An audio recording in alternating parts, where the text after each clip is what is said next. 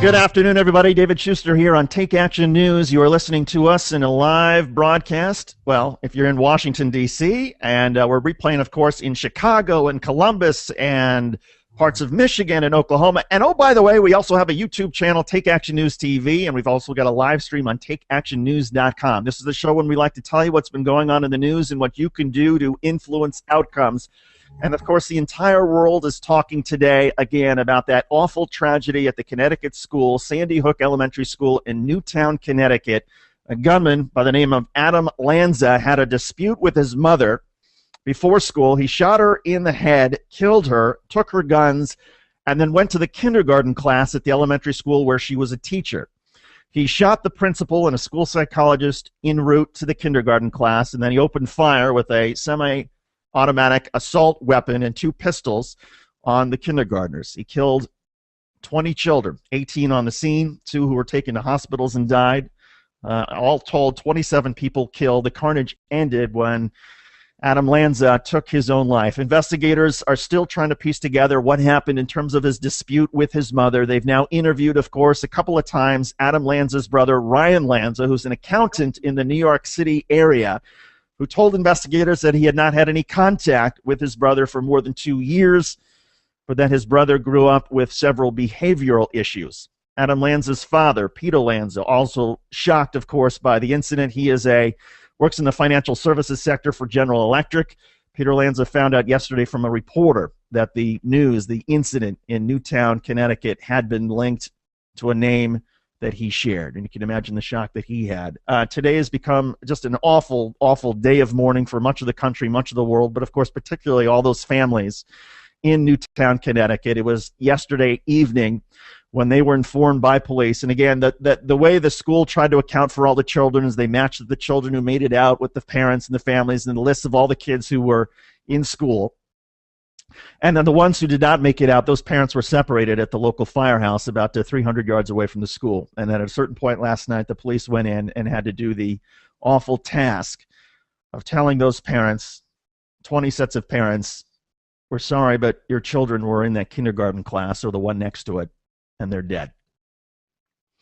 A number of people have suggested that we shouldn't be having a conversation about gun policy at this point, that it's too early, that the emotional wounds, the psychological wounds are too fresh, that we should simply be grieving, and we should simply be talking about the grief and what we can all do to help those families. And yes, we should be talking about what we can do to comfort the families, to comfort the afflicted, to help that community in Connecticut. But you know what? If you don't have to wait to buy a gun, as you don't have to wait in many parts of our society, in many parts of the United States, if there's no waiting period to buy a gun, then why is there a waiting period to discuss gun violence?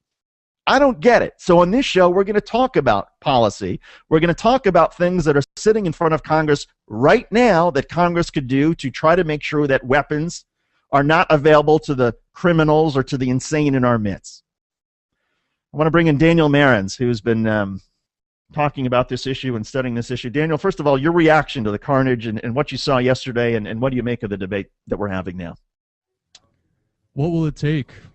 That was sort of what I was thinking. What will it take?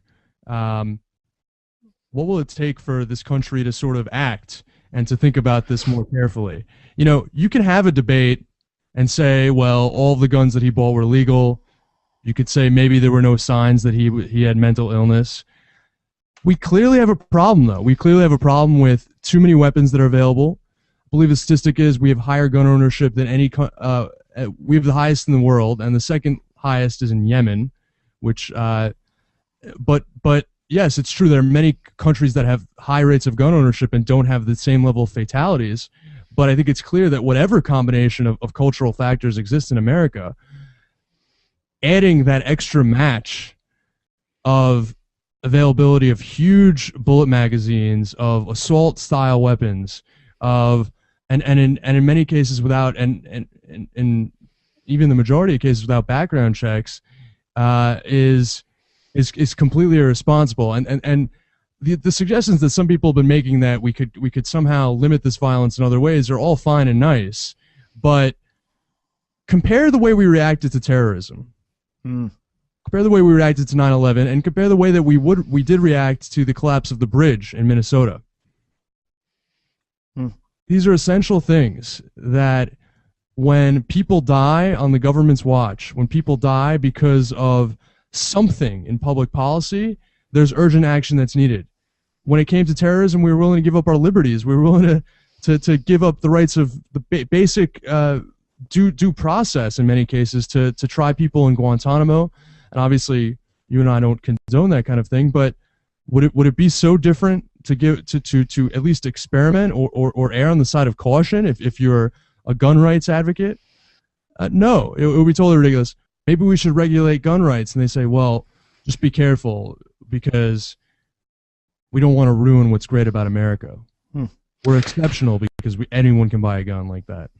You know, Dan, it's such an interesting point about the reaction to sort of terrorism that we don't wait to have the conversation. I'll never forget on 9/11, as soon as the planes hit the towers, I was at home in D.C. I was working at Fox News at the time, and they said, Shuster, get to the Pentagon, because I had been covering the Pentagon that fall.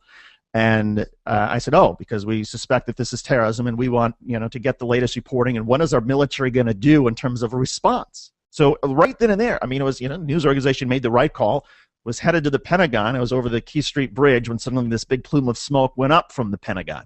And a few minutes later, I got there. My cell phone wasn't working. And so I went into the Pentagon and was able to, hear that the other side of the building had been hit by a plane. Well, again, the reason that I was headed there was because we were going to have a discussion on Fox News immediately about, okay, what is the proper military response to a terror attack? What can be done? Likewise, I mean, this is, you want to call this an act of terror, whatever it is, 20 children have been killed. We have to have this conversation about, what can we do to try to prevent this stuff from happening again? Now, yes, there are these reports that suggest that all these weapons, that Adam Lanza's mother was legally entitled to have them, that she had no criminal background, that she had followed all the procedures to get them, and that's fine. But the fact of the matter is that Adam Lanza was able to get his hands on these weapons, was able to essentially take them from his mother's house and use them in this carnage. And this gets to something we were talking about with Cliff Schecter last hour, and that is there is the smart technology that exists right now so that you can make sure that a gun is only used by its owners, that if it's stolen or if it's taken out of somebody's hands, that it essentially jams, that it won't work. And why that technology is being blocked by the National Rifle Association and others is beyond me. David, I think that, you bring up the National Rifle Association, and there's been some recent journalism and reporting that a lot of the money that they receive is from actual gun manufacturers and a lot of the people that they represent rather than the actual gun owners themselves. And I think that they sort of use the threat of kind of taking away all guns altogether to get those people rallying behind them. I think what we need to do is the same thing that progressive groups have done to Rush Limbaugh and done to Fox News, and that is completely marginalize the NRA. Make them political kryptonite, because at the end of the day, we've seen these conversations come and go, and the NRA doubles down and rearms every time. And they can't be trusted. They're not a good faith actor, and they need to be completely humbled for even a serious conversation about this to begin. If we're talking about renewing an assault weapons ban, or if we're talking about tracking all guns, ending the gun show loophole, ending limitless bullet magazines, anything like that, I think a necessary pre-step is to shame the NRA. Make them grovel like BP did after the oil spill. Now, you could argue that didn't go far enough, but at least BP was out there with ads trying to they recognized that there was something to be ashamed of. And it was a good first step that Mayor Bloomberg was able to knock Congressman Joe Baca of California out of office for supporting the NRA. And again, he was a Democrat. And there are 26 Democrats in the House, I'm going to post that information on our Facebook page, who continue to take money from the NRA, and they need to be shamed and really just make them anathema. Well, and it's such an interesting point about the NRA and somehow shaming them. I thought it was just shameful yesterday and this was reported by Alan Rosenblatt, Dr. Digipol, who has our social media segment coming up at the top of the next hour. But for a crucial period of time yesterday, there was nothing from the NRA. No tweets, no statements of, feeling badly for the community, nothing. And even if you feel strongly that, gun laws should not change, I think almost all Americans can at least say, hey, we're sorry about what happened, that this is awful, that this shouldn't happen. And I just, the silence from the National Rifle Association yesterday was just was astounding. Anyway, we're going to talk with Matt Stoller of Salon, one of our favorite guests on the other side of this break, about his thoughts about what happened in Connecticut and what we as a society should be doing about it now, if anything. Take Action News continues after this.